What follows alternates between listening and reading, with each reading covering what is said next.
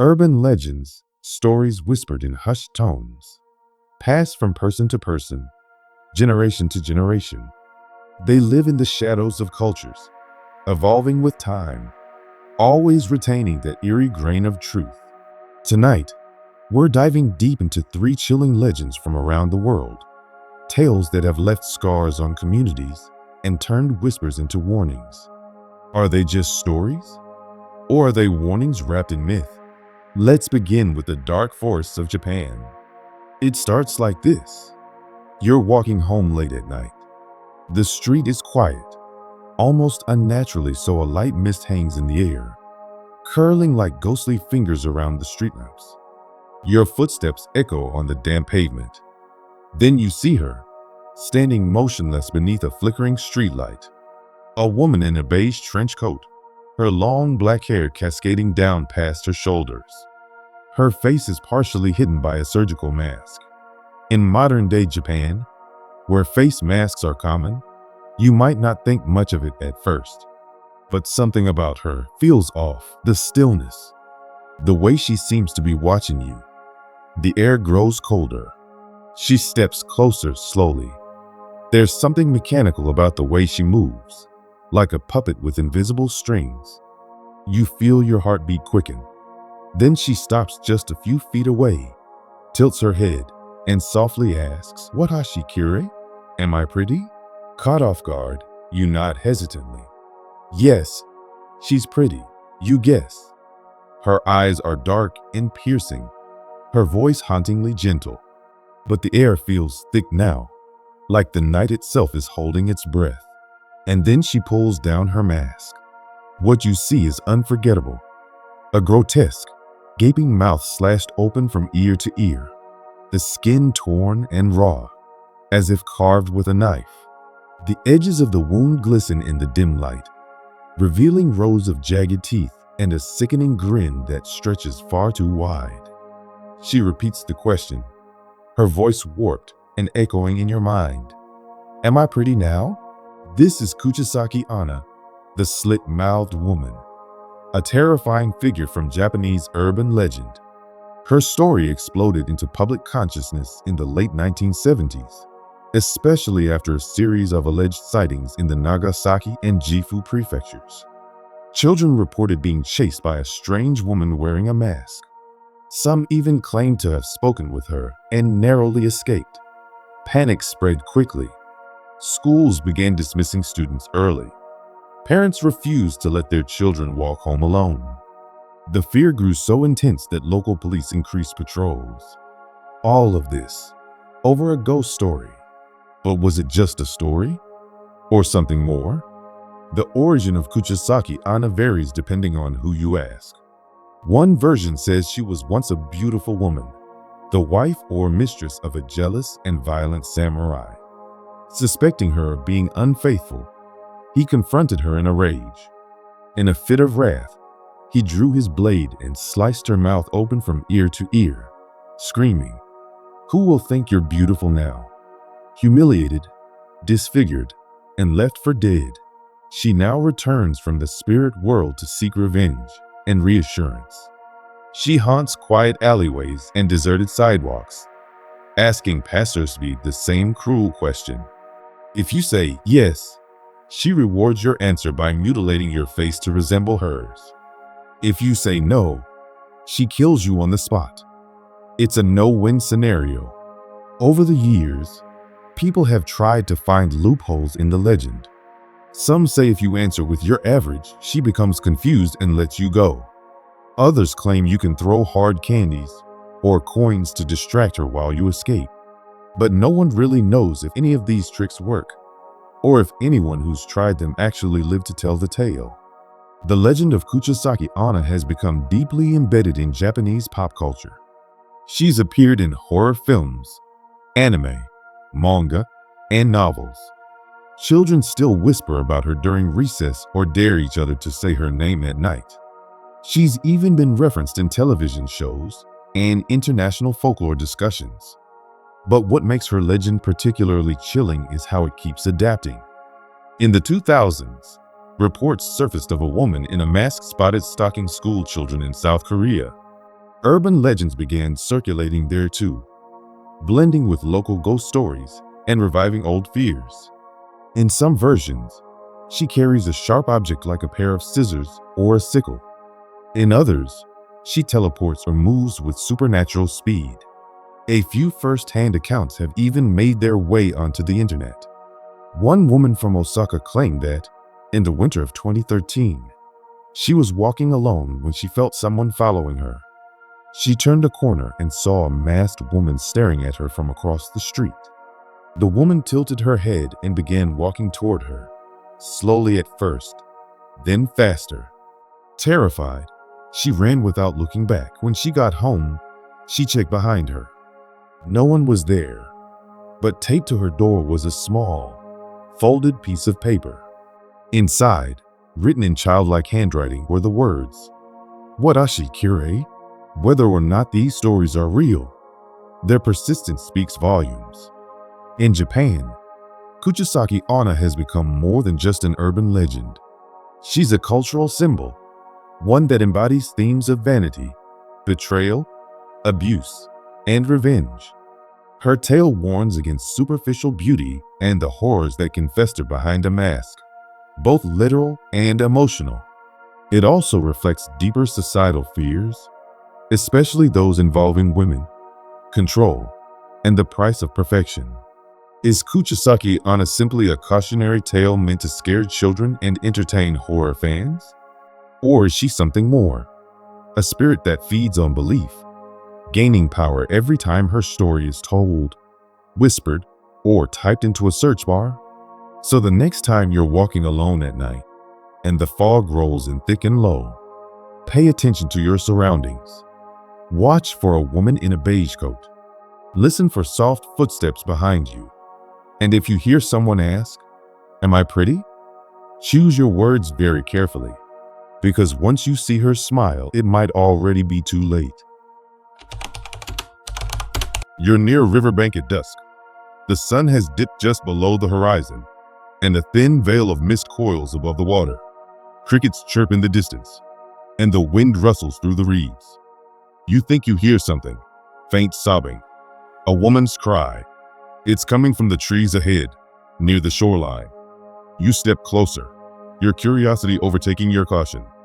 And then you see her, a pale figure in a long white dress, her black hair matted and hanging like curtains around her face. She sways as she weeps, her cries low and broken. "I, Miss Hijos. Donde están Miss Hijos? Oh, my children, where are my children?" Before you can react, she turns toward you. Her face is gaunt, hollow, almost corpse-like. Her eyes burn with a grief so deep it pierces your soul. And then she screams. This is La Llorona, the Weeping Woman, one of the most famous and feared spirits in Latin American folklore. Her story has haunted generations of children and adults alike, passed down through whispered warnings and fireside tales. In Mexico, she is more than just a ghost. She's a legend, a mourning mother, doomed to wander the earth in eternal sorrow, searching for the children she lost. The origins of her tale stretch far back into colonial history. Some say she was a beautiful peasant woman named Maria who fell in love with a wealthy Spanish nobleman. He promised her everything: wealth, love, a future. They had children together. But when his affections cooled and he left her for another woman, something in Maria broke. Consumed by rage and despair, she drowned her children in a river. As soon as she realized what she'd done, she was overcome with horror and guilt. Some say she then drowned herself. Others claim she was cursed to roam the earth as punishment. Now, her spirit is said to appear near rivers, lakes, and canals, wailing for her lost children. Her cries are chilling, sometimes barely a whisper, other times a bone-shattering scream. Witnesses describe her as wearing white with a veil or long hair covering her face. She's often seen late at night, especially near bodies of water, and those who hear her cries are said to be marked for misfortune, or worse. There are countless variations of the story. In some, La Llorona mistakes children playing near the water for her own and tries to take them, luring them toward the riverbank. In others, she appears before travelers, asking them if they've seen her children, only to reveal a skull-like face when they look closely. And in the most terrifying versions, if she chooses you, there's no escape. She clutches you with ice-cold hands and drags you into the water, hoping to fill the void left by the children she lost. But La Llorona isn't just a campfire ghost story. For many, she's a real presence. In rural parts of Mexico and throughout Latin America, people claim to have seen her. In Guatemala, Costa Rica, and Colombia, she appears in local legends under different names, but always with the same purpose: to mourn, to search, to punish. She's been spotted on quiet roadsides, in dark alleys, and near bridges after sunset. Some say she appears to those who have wronged their families. Others believe she comes as a warning of death or tragedy. One chilling account comes from a man in central Mexico who recalled driving home late at night with his cousin. As they passed near a river, their car began to stall. Then they heard it, a high-pitched wail. Looking out the window, they saw a woman in white standing just beyond the trees. Her face was obscured, but her cries grew louder and louder, filling the air. The car finally restarted, and they sped off. When they got home, the cousin's nose began to bleed uncontrollably, and for days he claimed to see the woman in white in his dreams. In New Mexico, La Llorona is so deeply embedded in culture that children are told not to stay out too late or go near the water after dark. La Llorona will get you, parents say, and children listen. Sometimes, fear keeps them safe.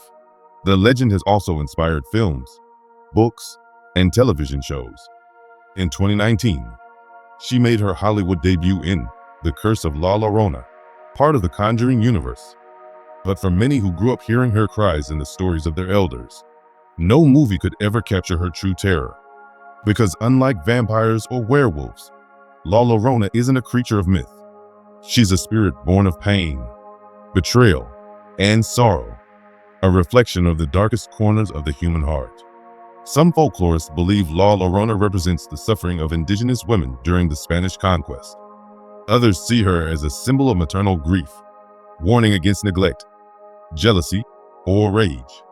But one thing remains clear: her story endures because her pain feels real, and because, deep down, we all fear the moment when a ghost's grief turns into wrath. So if you ever hear crying near a river on a windless night, don't go looking. Don't answer the call. And whatever you do, don't ask her what she's lost, because she might already think it's you. You're walking through a lonely stretch of countryside in Iceland. The skies are gray, the wind is biting, and the moss-covered rocks stretch as far as the eye can see. You pass a crooked old fence and spot what looks like a stone hut in the distance, partially collapsed. A strange smell lingers in the air, earthy, metallic, and faintly rotten. You don't know why, but something about this place makes your skin crawl. You peer inside the ruins and see a torn leather satchel on the floor. But it's not leather. Not really. The shape is unmistakable. Legs. Human legs. Hollow and dried out, like some grotesque costume. It takes you a second to understand what you're looking at. Necropants. Yes, human skin pants. Worn not for warmth or fashion, but for magic, wealth, power. This is the dark magic of Nabric, a practice so disturbing it sounds like fiction. Yet it comes directly from Icelandic grimoires and folklore passed down for centuries. According to legend, necropants were a form of black magic used by sorcerers in 17th century Iceland. The idea was simple and horrifying. If you wanted endless wealth, all you had to do was wear the skin of a dead man from the waist down. But not just any dead man. There were rules. First, you had to make a deal while the man was still alive. He had to willingly give you permission to use his skin after death. Without consent, the magic wouldn't work. And worse, you'd be cursed. After he died, you'd have to dig up his body, preferably still fresh, and carefully skin him from the waist down. The legs had to remain whole, no tears, no damage. You'd then slip into the skin like a pair of pants. Yes, really. That's when the magic would begin. But not before one final step.